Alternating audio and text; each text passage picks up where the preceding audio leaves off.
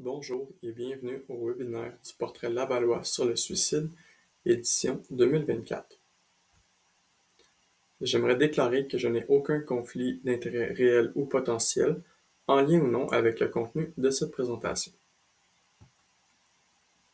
Au cours de ce webinaire, nous allons présenter des données du portrait Lavallois sur le suicide sous les 8 thèmes présentement affichés à l'écran. La détresse psychologique, les idées suicidaires, les tentatives de suicide, les facteurs de vulnérabilité associés aux idées suicidaires, les consultations d'un professionnel ou les demandes d'aide via une ligne d'aide téléphonique, les consultations à l'urgence associées au comportement suicidaire, les hospitalisations pour tentative de suicide et la mortalité associée au suicide.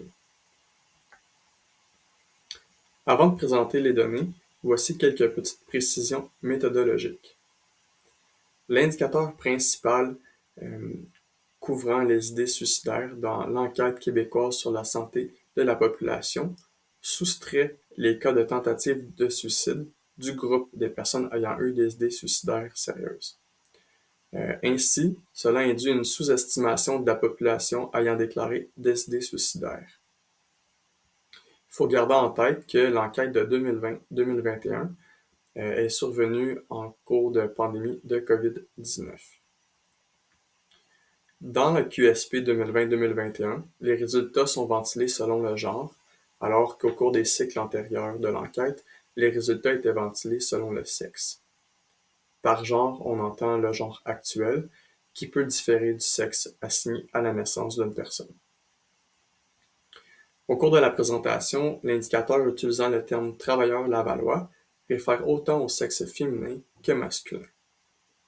Enfin, au cours de la présentation, lorsque j'utiliserai des termes comme différence importante, variation significative, écart significatif, ce que je veux dire, c'est que la différence ou la variation sera statistiquement significative.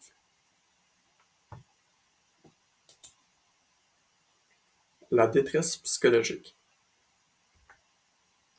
À Laval, en 2020-2021, 2 personnes sur 5 se situent à un niveau élevé de l'échelle de détresse psychologique. La proportion est passée de 33,8% à 40,4% entre l'enquête de 2014-2015 et celle de 2020-2021. C'est une augmentation de 6,6 points de pourcentage, qui est la même augmentation qu'on a observée au niveau de l'ensemble du Québec. Le tableau suivant présente la proportion de la population qui se situe à un niveau élevé de l'échelle de détresse psychologique selon le genre. Ce sont les données pour la population de 15 ans et plus à Laval, pour l'enquête de 2014-2015 et pour l'enquête de 2020-2021. On constate qu'il y a eu une augmentation significative chez les femmes, alors que la proportion est passée de 36,1% à 45,6% en 2020-2021.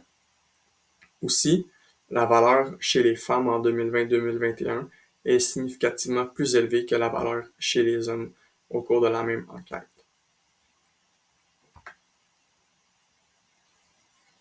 Lorsqu'on regarde les résultats selon les groupes d'âge, on constate qu'il y a eu une augmentation significative chez les 15 à 24 ans entre les deux enquêtes, alors que la proportion est passée de 34,2% à 58,3%. Cette valeur, le 58,3% chez les 15 à 24 ans, est significativement plus élevée que les valeurs pour tous les autres groupes d'âge. Aussi, bien que les 65 ans et plus aient la proportion la plus faible avec 29,9%, on observe que la valeur pour Laval est significativement plus élevée que celle observée dans l'ensemble du Québec. À Laval, 23,6% des travailleurs présentant un niveau de détresse psychologique élevé en 2020-2021 associaient ce niveau élevé à leur emploi principal. Cette proportion est de loin supérieure à celle observée en 2014-2015, alors que le résultat était de 17,6%. Un niveau élevé de détresse psychologique est associé à un risque 15 fois plus grand d'avoir eu des idées suicidaires sérieuses au cours des 12 derniers mois.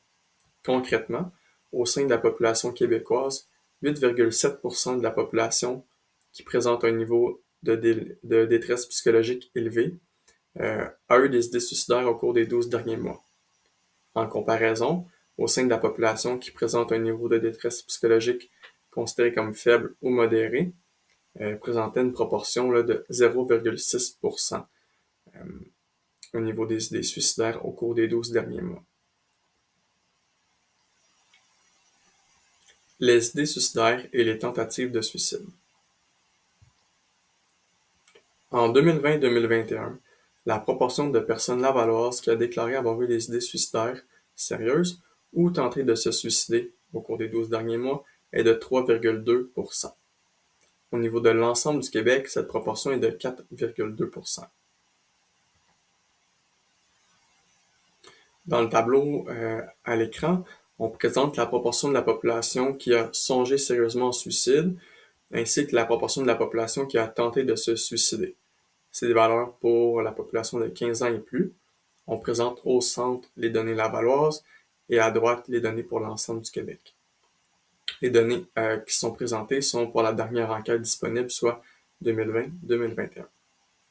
Ce qu'on constate, c'est qu'entre 2014, 2015 et 2020-2021, il y a une hausse des idées suicidaires au cours des 12 derniers mois au niveau de la proportion dans la population de l'ensemble du Québec.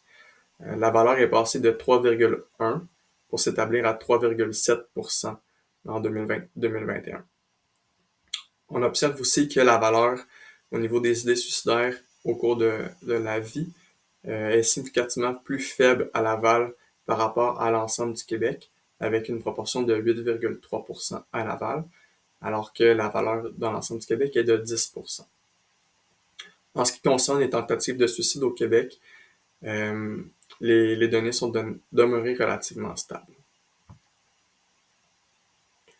Lorsqu'on regarde les résultats selon le genre, on constate que les femmes affichent des proportions plus élevées de comportements suicidaires par rapport aux hommes.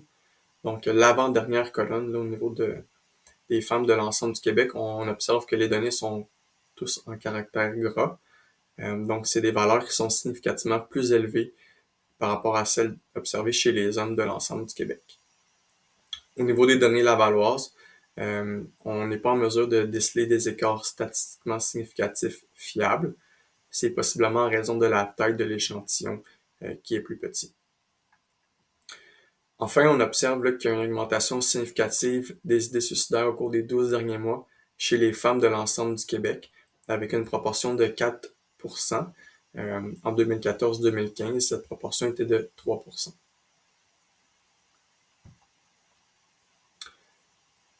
Maintenant, on présente la proportion de la population qui a songé sérieusement au suicide au cours des 12 derniers mois selon différents groupes d'âge. On présente les données pour l'ensemble du Québec. En plus foncé, les bandes plus foncées, en fait, c'est les résultats de l'enquête de 2014-2015. Et les bandes plus pâles, c'est les résultats de 2020-2021. On observe de façon générale que la proportion de la population qui a songé au suicide diminue avec l'avancement en âge. Que les Québécois et Québécoises âgés de 15 à 24 ans se distinguent des autres groupes d'âge par une proportion plus élevée qui affirme avoir considéré sérieusement le suicide au cours des 12 derniers mois. En fait, là, la proportion chez les 15 à 24 ans a presque doublé entre les deux enquêtes, passant de 4,1% à 7,7% en 2020-2021.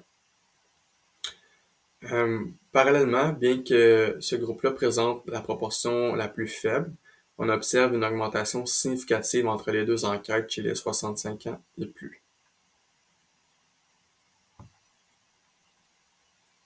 Lorsqu'on regarde les valeurs au niveau des tentatives de suicide au cours des 12 derniers mois, on observe que le groupe des 15 à 24 ans se différencie des autres groupes, encore une fois, là, avec une proportion qui est plus élevée. La proportion en 2014-2015 chez les 15 à 24 ans était de 1%, alors qu'en 2020-2021, il y avait une augmentation significative pour atteindre 1,9%. Au niveau des autres groupes d'âge, les données sont demeurées relativement stables. On va maintenant présenter la proportion d'idées suicidaires chez différentes populations en fonction des habitudes de consommation. Donc, ce qu'on observe ici, c'est la proportion de la population qui a songé sérieusement au suicide au cours des 12 derniers mois dans l'ensemble du Québec. Le premier groupe à gauche est la population de référence, là, donc c'est les données pour l'ensemble de la population. Au centre, on voit les données pour les personnes qui ont une consommation excessive d'alcool et à droite pour les personnes qui ont une consommation de substances psychoactives excluant le cannabis. Dans le présent document, les termes substances psychoactives en fait réfèrent principalement à des psychostimulants, pardon. Donc on pense à la cocaïne, le crack, l'ecstasy, méthamphétamine, etc. Pour ce portrait-ci, le cannabis a été exclu de cette catégorie. Par contre, il est fort probable que le cannabis sera intégré dans le prochain portrait, soit au sein de cette catégorie ou au sein d'une catégorie distincte. Donc, ce qu'on observe au sein de cette population-là, soit la population qui a consommé des substances psychoactives, on observe que la proportion de personnes qui ont des idées suicidaires est 10 fois plus grande par rapport à la population de référence. Donc, au niveau des deux genres, c'était 37,7% comparativement à 3,7% au sein de l'ensemble de la population. Pour les données concernant la consommation excessive d'alcool, en fait, ici, on fait référence là, à avoir eu lors d'une même occasion une consommation de 5 verres ou plus pour une personne, pour un homme, ou 4 verres ou plus pour une femme. Ce qu'on observe, c'est que la valeur au niveau des deux genres combinés, cette valeur-là, le 7,1%, est significativement supérieure à la valeur qu'on observe au sein de l'ensemble de la population. C'est aussi vrai au niveau des valeurs concernant les hommes uniquement, avec une proportion de 9% comparativement à 4%. On va maintenant présenter quelques facteurs de vulnérabilité et quelques facteurs de protection face aux idées suicidaires. Donc, c'est des valeurs qui se distancient significativement de la proportion observée au niveau de l'ensemble du Québec, qui est de 3,7%. Donc, au niveau des facteurs de vulnérabilité, par exemple, tous les facteurs ou les catégories qui sont présentés ont un écart significatif de proportion d'idées suicidaires au sein de cette population-là par rapport à l'ensemble de la population québécoise. Dans un premier temps, on a la consommation de substances psychoactives, comme on vient d'en parler, le fait de percevoir sa vie sociale comme étant plutôt ou très insatisfaisante, le fait de percevoir sa santé, la santé en général, comme étant passable ou mauvaise, le fait de se situer à un niveau élevé de l'échelle de détresse psychologique, être âgé entre 15 et 24 ans, être étudiant, être sans emploi, avoir une consommation excessive d'alcool, en particulier les hommes, faire partie d'une famille monoparentale, faire partie d'un ménage à faible revenu ou encore vivre seul. Au niveau des principaux facteurs de protection face aux idées suicidaires, on a retenu percevoir sa vie sociale comme étant très satisfaisante, être âgé de 65 ans ou plus, être retraité, faire partie d'un couple sans enfants, être né à l'extérieur du Canada, donc avoir immigré au Canada, percevoir sa santé comme étant excellente ou très bonne, être travailleur ou encore détenir un diplôme d'études universitaires. Maintenant, on présente une figure qui démontre la proportion de la population qui a songé sérieusement au suicide au cours des 12 derniers mois, selon l'indice de défavorisation sociale. Ce sont les données pour l'ensemble du Québec en 2020-2021. Un petit rappel là, concernant l'indice de défavorisation sociale. En fait, c'est un indice qui permet d'estimer dans une certaine mesure la défavorisation de la population québécoise à petite échelle géographique, donc par petite zone géographique.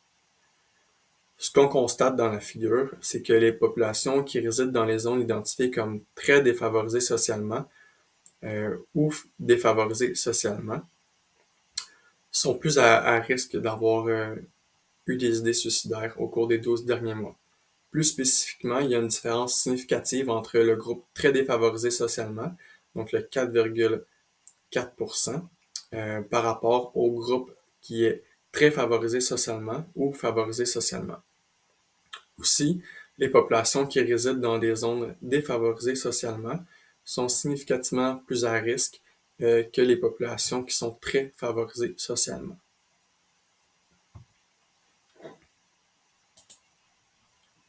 Nous allons maintenant présenter des données concernant les consultations d'un professionnel ou les demandes d'aide via les lignes d'aide téléphoniques. Donc, la figure qui est présentée présentement illustre pour l'ensemble du Québec et pour Laval la proportion de la population qui a consulté soit un professionnel de la santé ou qui a utilisé une ligne d'aide téléphonique à la suite d'idées suicidaires au cours des 12 derniers mois. En plus foncé, on présente les données pour Laval, en plus pâle les données de l'ensemble du Québec. À gauche de l'écran, ce sont les données de l'enquête de 2014-2015 et à droite, ce sont les données de l'enquête de 2020-2021. Ce qu'on constate, c'est qu'en 2020-2021, la proportion de la population qui a consulté à Laval, 1,4%, est significativement inférieure à celle de l'ensemble du Québec, donc 2,3%. On observe qu'il y a eu une hausse significative au niveau de l'ensemble du Québec entre les deux enquêtes, alors que la proportion est passée de 1,8 à 2,3%. Au Québec, les femmes sont significativement plus enclines à consulter suite à des idées suicidaires comparativement aux hommes. Puis en fait, la consultation d'un professionnel demeure 3 fois plus fréquente que l'utilisation d'une ligne d'aide téléphonique. Maintenant, la figure qui est à l'écran présente la même proportion, mais en fonction de différents groupes d'âge. Donc, on observe là que c'est cohérent avec ce qu'on a présenté au niveau des idées suicidaires et des tentatives de suicide par groupe d'âge. Il y a une différence significative entre chacun des groupes qui sont présentés à l'écran, avec les 15 à 24 ans qui consultent là, significativement plus que les autres groupes d'âge.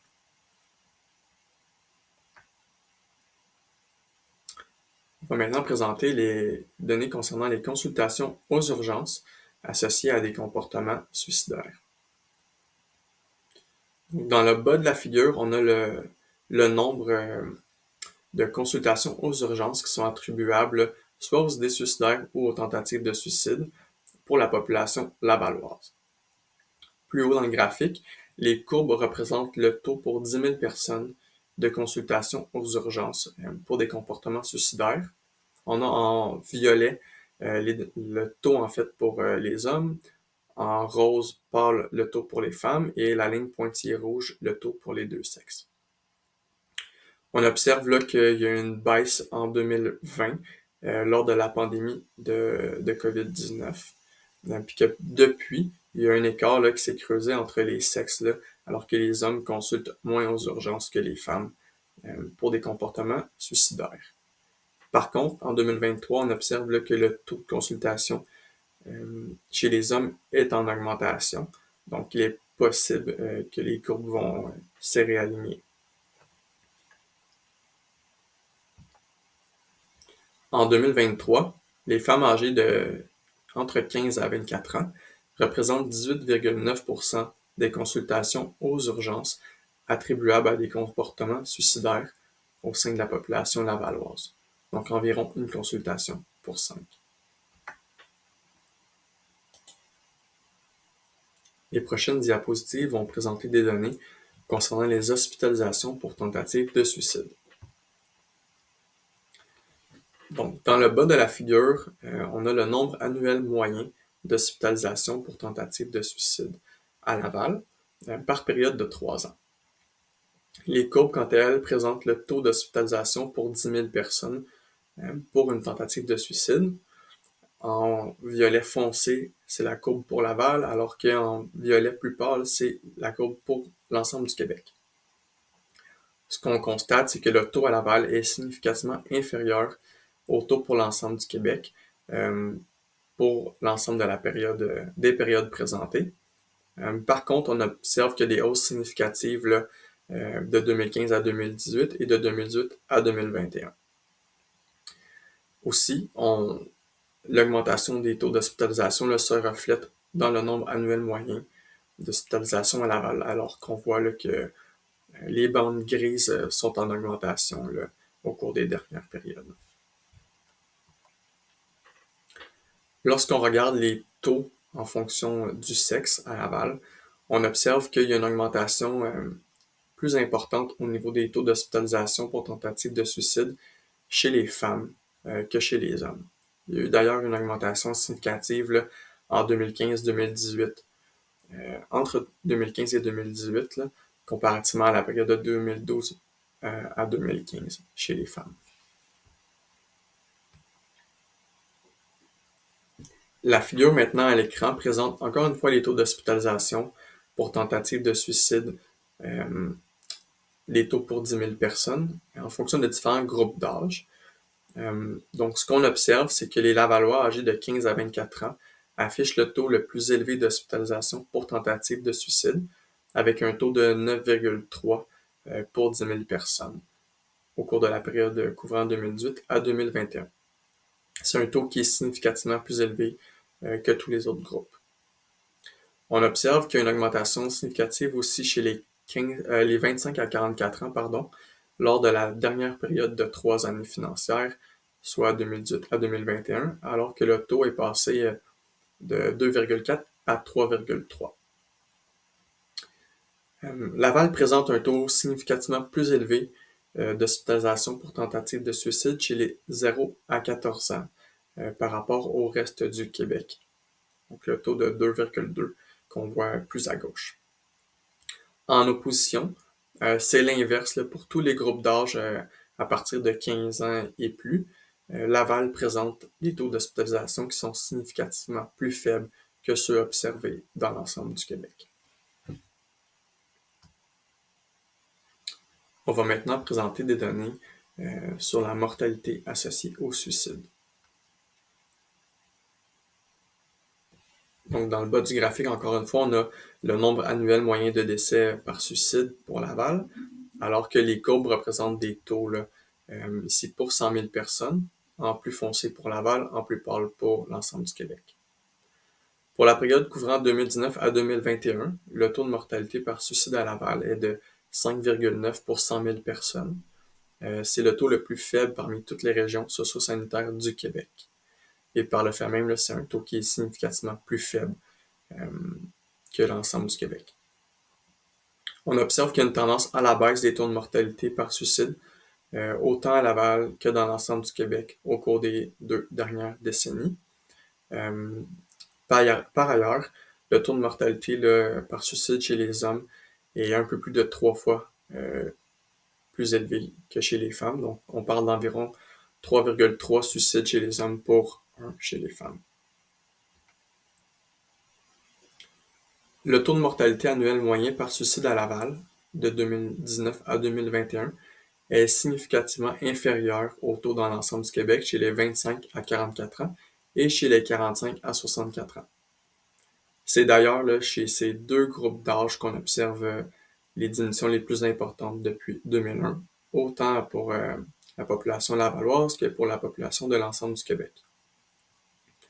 Enfin, au niveau de l'ensemble du Québec, pour la période couvrant 2019 à 2021, il y a des différences significatives au niveau des taux de mortalité annuel moyen entre les 3 groupes suivants, donc les 15 à 24 ans. Ensuite, on aura un deuxième groupe des 25 à 44 ans et des 65 ans et plus. Puis on aura un troisième groupe là, de 45 à 64 ans. Donc, entre chacun des 3 groupes ou des 3 lignes présentées à l'écran, il y a une différence significative au niveau des taux de mortalité annuel moyen par suicide. Au niveau des moyens utilisés lors de suicide, on constate qu'il y a des différences entre les hommes et les femmes. Au niveau des hommes, environ 57% des suicides, le moyen utilisé est un moyen de pendaison, strangulation ou d'asphyxie. Et dans environ 14% des cas, il y a utilisation d'armes à feu ou d'explosifs.